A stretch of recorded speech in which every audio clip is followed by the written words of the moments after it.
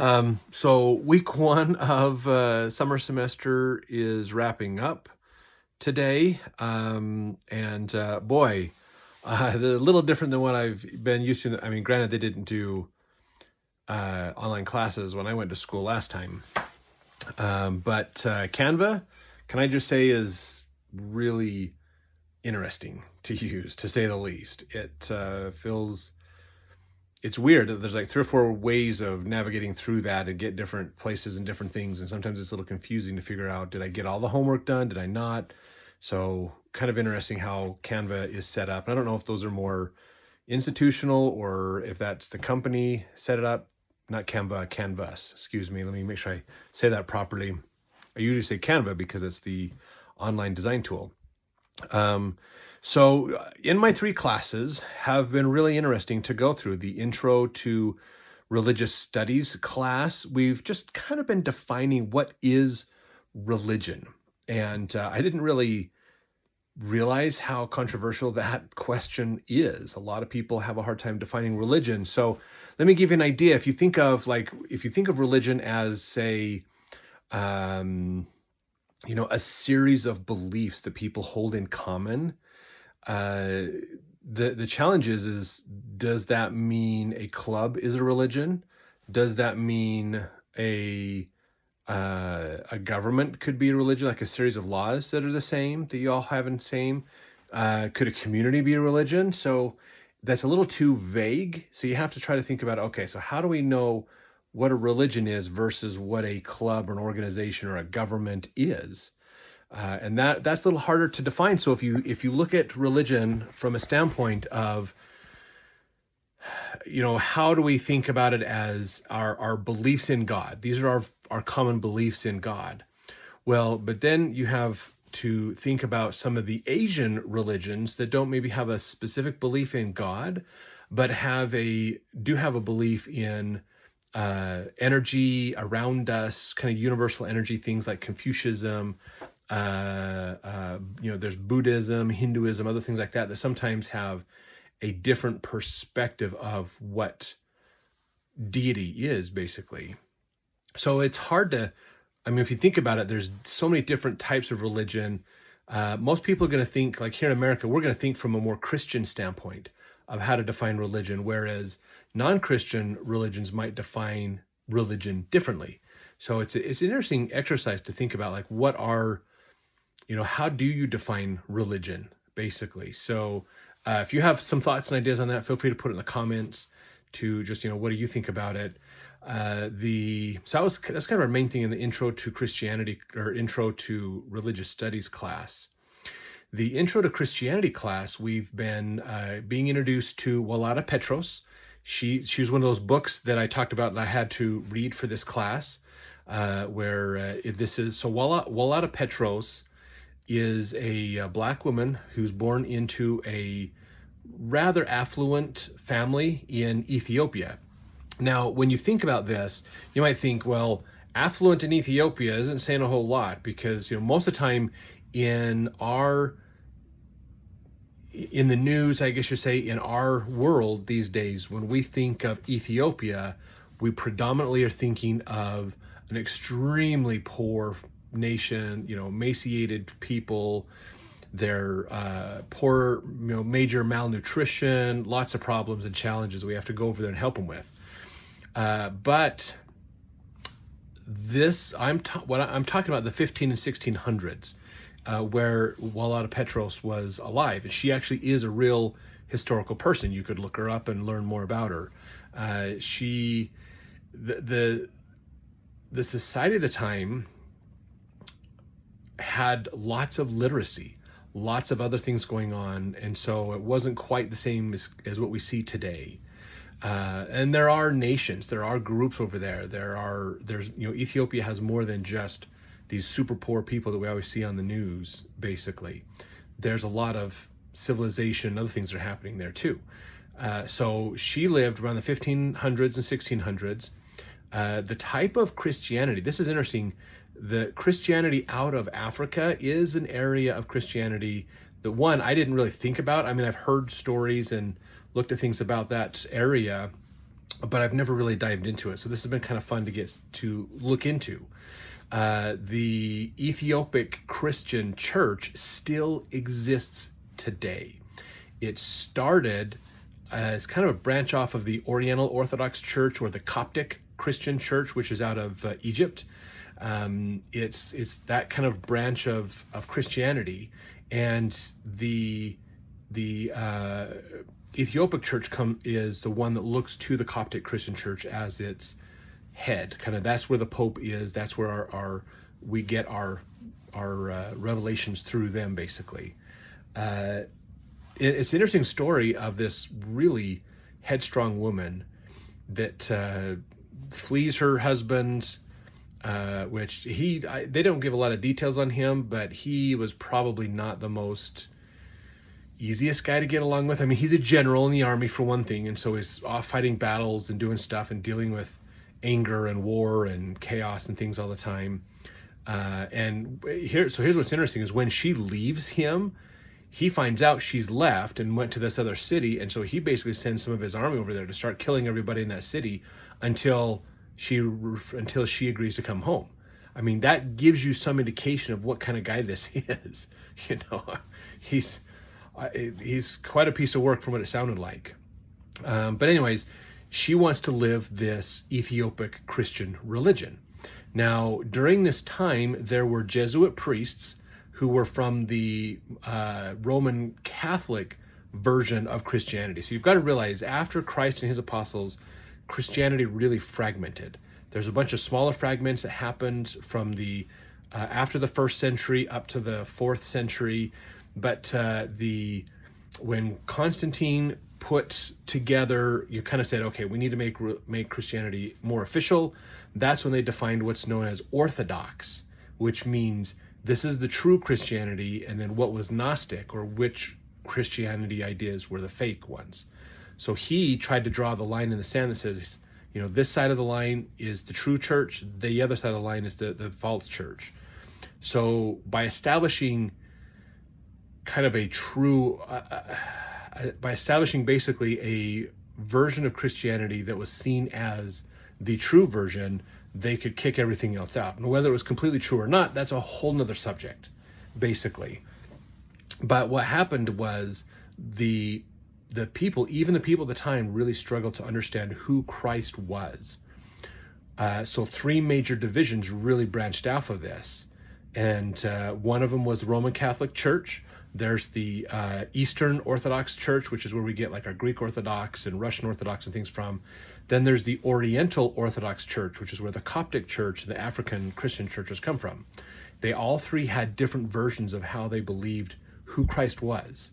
And that was part of the challenge that they had. They couldn't reconcile those beliefs. So they split, basically. They all claimed to be the true church, but and they said the other ones are wrong. So anyways, that was around the 4th century. So that's back in the 300s AD, basically. So let's jump up to Walla Petros's time frame, 1500s, 1600s. Roman Catholic priests, Jesuit priests, come down to Africa to try to convert everybody. They get the king to convert. They don't get Walla Petros to convert. She refuses to convert. She eventually convinces the king to go back to their version of Christianity and get rid of this more European version of Christianity. And so they kick out the Jesuit priests, and they go back, and she performs miracles and sets up several churches. Like, she sets up physical, like in certain cities, she establishes the church in certain cities in the area where she was living. So a really fascinating story. A lot of oral traditions that have been written down and put into this book. So that's kind of where we're at right now, is understanding her story and understanding this beginning emergence of Christianity from Constantine and out, how things worked out from there, basically. So really cool stuff. I'm really excited to learn more about that class. So the other class that I had was the history of ancient China. This class, there's no book for this class. It was lecture only, so I have to make sure I pay a little bit more attention and take good notes in that one. Whereas the other ones, I have like books and writings and other things I can rely on also. But it was really cool. I learned some things about China I didn't really think about before. So China, from a geographical standpoint, was one of the areas that we talked about. Geographically, so let's say, for instance, here in the United States, we have a East Coast and a West Coast.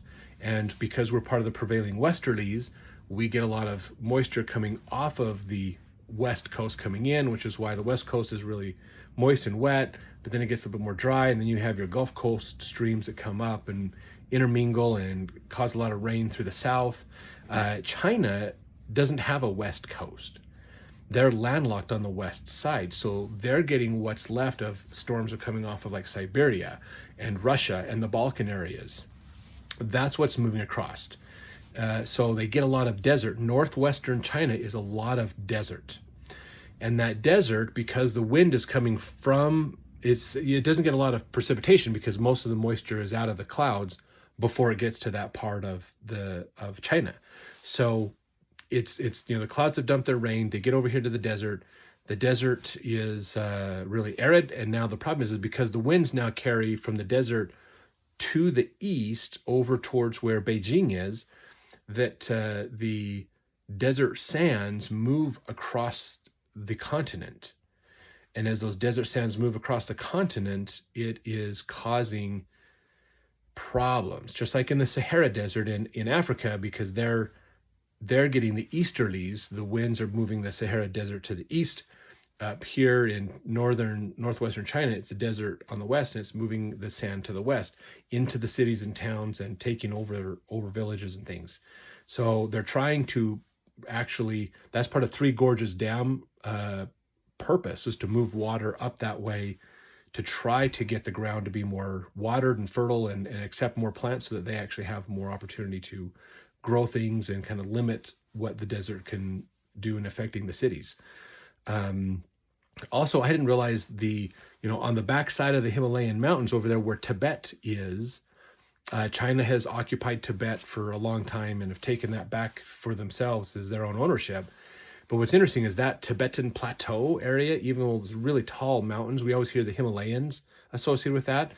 But the snows that come off of there feed the major rivers that feed all the rest of China, basically come off of that plateau.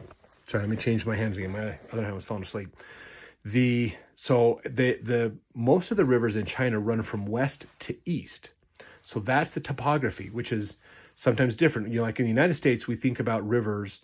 There's two ways the rivers run. They either run to the east or they run to the west, because we have the Rocky Mountains just left of center of the middle of the United States. So all the rivers on the west side of the Rockies run to the Pacific. The rivers on the east side either run into the Gulf of Mexico or go to the Atlantic. So in China, they all run from west to east because the mountains are in the west, and then it gets slower slopes down towards the east and to the south. Really interesting, and the diversity of culture that is in China is really amazing. They have a group of people known as Han, Han, and that's basically the same if you call somebody a Han in China, it's the same as calling somebody white in America. Most people are going to be of that nationality or that race or color or whatever you want to call it. So that designation, so the belief is that most people in China came from that like dynasty, that those families and tribes basically are the ones that took over most of China. Which is fascinating to think about the Great Wall of China. We think of the Great Wall of China as this big military defense, as an opportunity for main cities of China and the emperor to have a way of protecting himself from the marauding Huns and the other groups. What had not occurred to me until this class was that like the Huns and these other groups were actually Chinese. They are similar descendants. They're just distant cousins genealogically. And I could be wrong on this. And Professor, if you're watching this, I'm sorry if I'm butchering what you're teaching. I love your class. It's a great class. But I never thought of the Great Wall of China from a standpoint of it's keeping the the lower class citizens out of the main area. So there's not inbreeding and intermingling of families. It's keeping the tribes separate. So in a way, you could say part of the motivation of the Great Wall of China was segregation.